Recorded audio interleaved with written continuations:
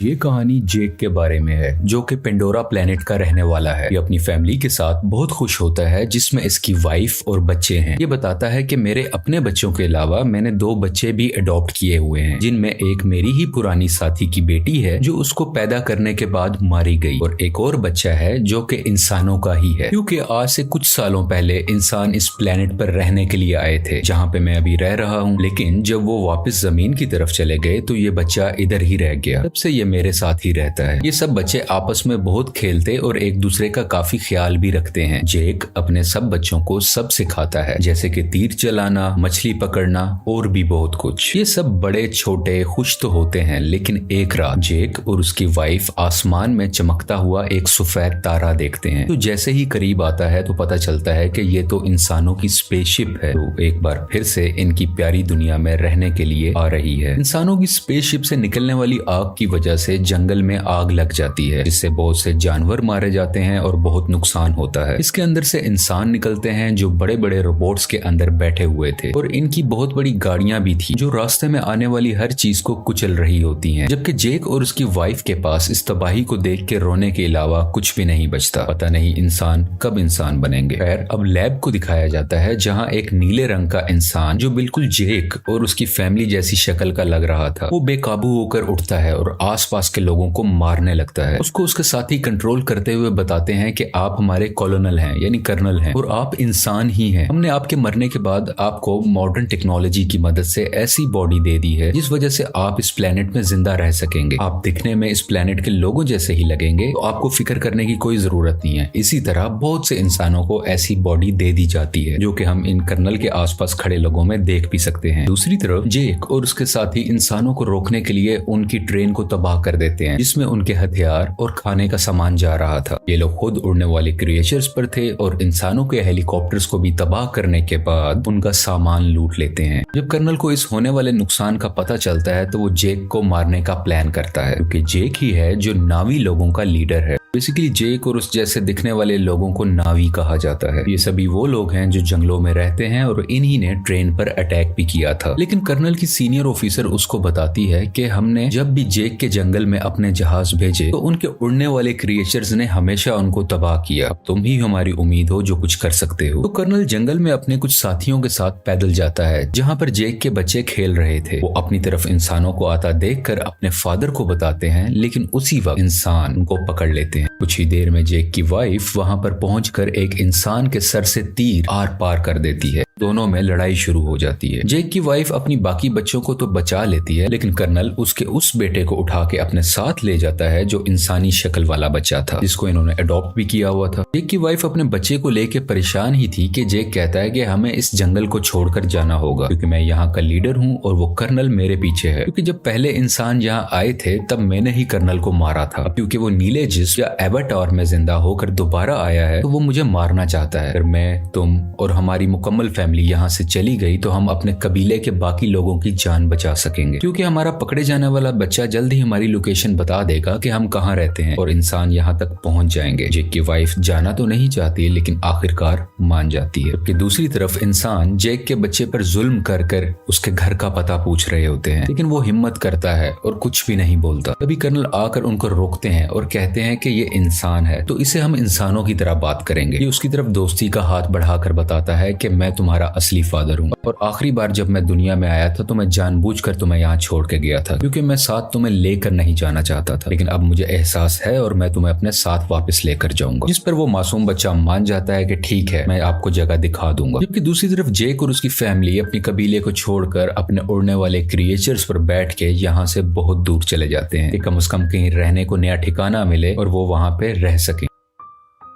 ये लोग पानी के पास रहने वाले नाविस के पास पहुंचते हैं। यहाँ पर रहने वाले लोग हैं तो इसी प्लेनेट के, लेकिन दिखने में सब्ज रंग के होते हैं। ये पानी वाले नावी शुरू में इनका मजाक बनाते हैं, जैसे कि वो कहते हैं कि इनकी दुम पतली है, इनके बाजू पतले हैं और भी बहुत कुछ। तभी पानी वाले लोगों का लीडर आता है और कहता है कि तुम जंगल के रहने वाले हो, तुम्हारी यहाँ पानी के पास कोई जरूरत नहीं है, तुम्हें कुछ नहीं आता कि पानी में कैसे सरवाइव करना है। लेकिन जेक जवाब में कहता है कि हम बहुत जल्द ही सब कुछ सीख जाएंगे और मेरी फैमिली के लिए मुझे आप लोगों लोगों की जरूरत है ताकि वो यहाँ पर सही सलामत जिंदा रह सकें। ये देख के पानी का नावी लीडर मान जाता है और उनको रहने की इजाजत भी दे देता है। अगले दिन जेक के बच्चों को वहाँ के रहने वाले बच्चे घुमा रहे होते हैं, जबकि जेक का बेटा अपने बालों वाली चुटिया वहाँ के एक क्रिएचर से जोड़ता है तो वो बहुत तेजी से पानी के अंदर तैरता है, जिस वजह से गिर जाता है और वहाँ के सब लोग हंसने लगते हैं। अगले दिन वहाँ के कुछ बच्चे जेक की बेटी को पागल कह रहे होते हैं। इसके अलावा उससे बदतमीजी भी करते हैं, उसको काफी तंग कर रहे होते हैं। तभी वहाँ जेक के बाकी बच्चे भी आ जाते हैं और उस तंग करने वाले बच्चे को मारने लगते हैं। तुमने हमारी बहन को ऐसा क्यों कहा? जब जेक को ये सब पता चलता है तो वो अपने ही बेटे को डांटने लगता है कि तुमने उसे क्यों मारा, वो यहाँ के लीडर का बेटा है, जाओ तुम उससे माफी मांगो। वो जब जाकर माफी मांगता है तो लीडर का बेटा अभी भी गुस्से में था और वो उसको धोखा देना चाहता था, बदला लेना चाहता था। कहता है कि चलो तुम्हें एक अच्छी जगह पर लेके जाता हूँ। वो उसे गहरे पानी में ले जाता है जहाँ पर एक खतरनाक मॉन्स्टर रहता था। वो उसको वहाँ पर जाकर अकेला छोड़ देता है और खुद वहाँ से वापस आ जाता है। कुछ ही देर में पानी के अंदर से तेज मॉन्स्टर आकर उस पर अटैक कर देता है, जिस वजह से वो डूबने लगता है और लगातार मॉन्स्टर उस पर अटैक कर उसको खाने की कोशिश कर रहा होता है। दोनों आमने सामने होते हैं। तभी वहाँ सबसे बड़ा मॉन्स्टर आ जाता है जो छोटे मॉन्स्टर को अपने मुंह में डाल के पत्थर पर जोर का मारता है और उसको वहीं मार डालता है। इतनी ही देर में जेक का बेटा पानी में मजीद सांस नहीं ले पाता और डूब जाता है। जैसे ही उसकी आंख खुलती है तो वो देखता है कि सबसे बड़े पानी के मॉन्स्टर ने उसकी जान बचाई है और वो उसके ऊपर लेटा हुआ है। ये लड़का देखता है कि वो मॉन्स्टर बेचारा काफी जख्मी भी है, तो ये उसके जिस्म से कुछ लगे हुए हथियार निकालकर उसको सुकून देता है, जिससे इन दोनों की दोस्ती हो जाती है और वो मॉन्स्टर इस लड़के को उसके घर वालों के पास छोड़ के आता है।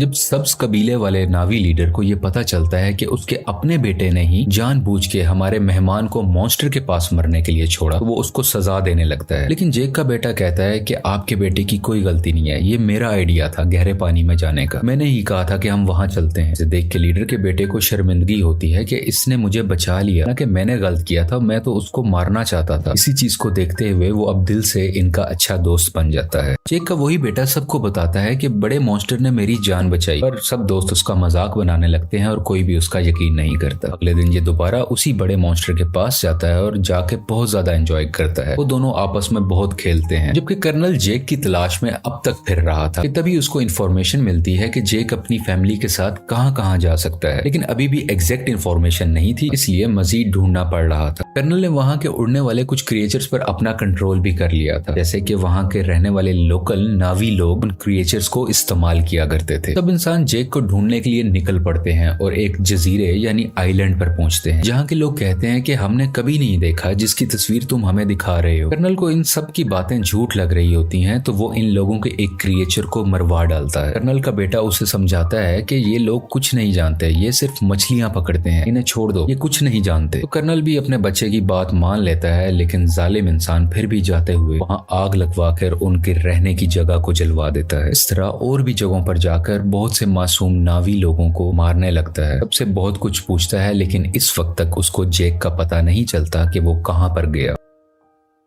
इसी तरह ये सब इंसान पानी वाले एक क्रिएचर को देखते हैं, उस पर भी लोहे की बनी हुई चेन और कुछ छोटे मिसाइल से अटैक करते हैं। इसके अलावा एक ऐसी अल्ट्रासोनिक गन से भी अटैक करते हैं जिससे वो मॉन्स्टर इंसानों पर हमला ही नहीं कर पाता, इंसान इसको बड़े आराम से पकड़ सके। वो बेचारा मॉन्स्टर अपने छोटे बच्चे के साथ तैर रहा होता है, जिसने इंसानों का कभी कुछ नहीं बिगाड़ा था, लेकिन वो दर्द से तड़प रहा था, चीख रहा था और आखिरकार वहीं पर मारा जाता है। उसका छोटा सा बच्चा इर्द गिर्द घूम कर उसको आवाजें दे रहा होता है और इंसान बहुत ही बेशर्मी के साथ खुशी में तालियां बजा रहे थे कि वो अपने मिशन में कामयाब हो गए। ये सब देखकर कर्नल का बेटा काफी तकलीफ में होता है, क्योंकि उसको इन सब जानवरों की फिक्र थी और वो इस होने वाले जुल्म को बिल्कुल बर्दाश्त नहीं कर रहा होता। इंसान उस क्रिएचर को पकड़कर अपने साथ ले जाते हैं, उसके मुंह के अंदर जाकर ड्रिल मशीन से उसके मुंह के ऊपर वाले हिस्से में सुराख करते हैं, जिसके अंदर से एक पीले रंग का लिक्विड निकलता है, जो कि एक ऐसा पानी है कि जो भी पिएगा उसकी उम्र बहुत कम स्पीड से बढ़ेगी, यानी उसको जिंदा रहने के लिए बहुत से साल मिल जाएंगे और वो जल्दी नहीं मरा करेगा। और इस लिक्विड की कीमत भी करोड़ों डॉलर्स में है, इसको ये मार्केट में बेच के बहुत पैसा कमाने वाले हैं। अगले दिन मरने वाले मॉन्स्टर क्रिएचर को सब्ज नावी लोग देख लेते हैं। इसके बाद जेक को बुरा भला कहने लगते हैं कि तुम्हारी वजह से इंसान इधर तक पहुंच गए और अब वो हमारे क्रिएचर्स को मार रहे हैं और बहुत जल्द हमें भी, इसलिए जो भी हुआ सो हुआ, ग्रीन नावी लीडर कहता है कि हम इंसानों से मुकाबला करेंगे। इसके कुछ देर बाद ही जेक का बेटा सबसे बड़े मॉन्स्टर से एक बार फिर मिलने जाता है और देखता है कि उसके ऊपर एक एंकर जैसी डिवाइस लगी हुई है, जिसकी वजह से उस मॉन्स्टर को उस डिवाइस ने वहीं रोका हुआ था और वो वहां से हिल ही नहीं पा रहा था, क्योंकि इंसान उस लिक्विड को हासिल करने के लिए और भी मॉन्स्टर्स को मारने का इरादा रखते हैं। और इस बार बारी है जेक के बेटे के बड़े मॉन्स्टर की, जो साइज में भी बहुत बड़ा है और उसमें से लिक्विड भी बहुत ज्यादा निकल सकता है। इसलिए इंसान अब इस मॉन्स्टर को मारना चाह रहे हैं। बेटा और बाकी भी उसके पास होते हैं, जबकि इंसान इस तरफ बढ़ रहे होते हैं। कर्नल भी इन बच्चों को वहां दूरबीन से देख लेता है। जेक और लीडर को पता चलता है कि उनके बच्चे खतरे में हैं और वो अपने हथियार उठाकर उन्हें बचाने के लिए निकल पड़ते हैं। बहुत मुश्किल से बच्चे बड़े मॉन्स्टर से वो डिवाइस निकाल देते हैं, जिस वजह से मॉन्स्टर वहां से आगे तैरकर निकल जाता है और बिल आखिर उसकी जान बच जाती है। लेकिन इंसान फायरिंग करते हुए अभी भी बच्चों का पीछा कर रहे होते हैं। यहाँ पे लीडर की बेटी मरने ही वाली होती है, तो जेक का बेटा उसका हाथ पकड़कर अपनी तरफ करके उसकी जान बचा लेता है। लेकिन थोड़ी ही देर में बच्चों को बड़ा सा जाल डालकर पकड़ लेते हैं और अपनी शिप पर ले आते हैं। कुछ देर तक बच्चों के पेरेंट्स भी यहाँ आ जाते हैं, यानी कि जैक वहीं रुककर देखता है कि उनके बच्चों को शिप के आगे कर्नल ने बांधा हुआ है। कर्नल कहता है कि अगर बच्चों की जान बचाना चाहते हो तो शिप पर तुम सिर्फ अकेले आओगे। तो जेक सबकी बेहतरी के लिए अकेले जाने का फैसला करता है। तभी जेक के बेटे का सबसे बड़ा क्रिएचर दोस्त पानी के नीचे से एकदम से ऊपर आकर इनकी शिप पर चढ़ जाता है और अपने हाथों और दुम से वहाँ खड़े इंसानों को मारने लगता है और हर चीज तबाह कर रहा होता है। ये देख के जेक और लीडर के लोगों को भी मौका मिल जाता है कि वो इंसानों पर हमला कर दें और वो सब लोग शिप की तरफ बढ़ने लगते हैं। इंसानों और इन सब नावी लोगों के दरमियान काफी लड़ाई हो रही होती है। बहुत से इंसान भी मारे जाते हैं और कुछ नावी लोग भी। और वो पानी वाला क्रिएचर इंसानों की एक छोटी शिप के ऊपर से छलांग लगाकर उसको लोहे की रस्सी से इनको दबाकर मार देता है। जेक भी इंसानों का मुकाबला करते हुए बच्चों के पास आके उनको वहां से छुड़वा लेता है। कुछ बच्चे अपने अडॉप्टेड इंसानी भाई को भी ढूंढ लेते हैं और वहां से भागकर अपनी जान बचाते हैं। लेकिन उसी दौरान जेक का एक बेटा मारा जाता है और उसकी माँ ये सब देखकर अपने दिल पर काबू नहीं रख पाती और चिल्ला चिल्ला कर रोने लगती है।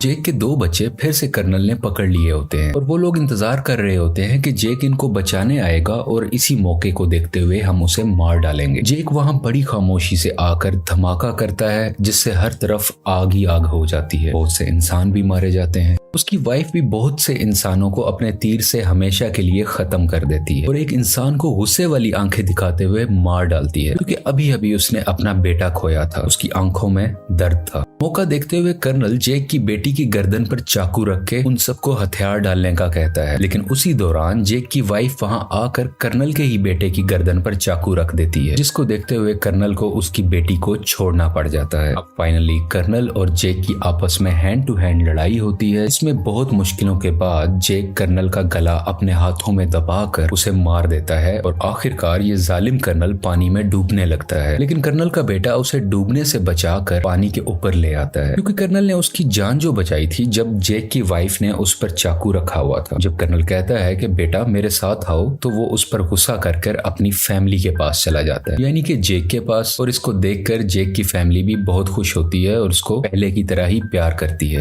आखिर में जेक अपने मरने वाले बेटे को पानी के अंदर दफना देता है और उस वक्त उसको सब पुराना याद आ रहा था कि मेरा बेटा जो आज मरा है उसको मैंने कैसे अपने हाथों में उठाया था जब वो पैदा हुआ था, और आज अपने ही हाथों से दफन भी कर रहा हूँ। और इस फिल्म की कहानी यहीं पर खत्म हो जाती है।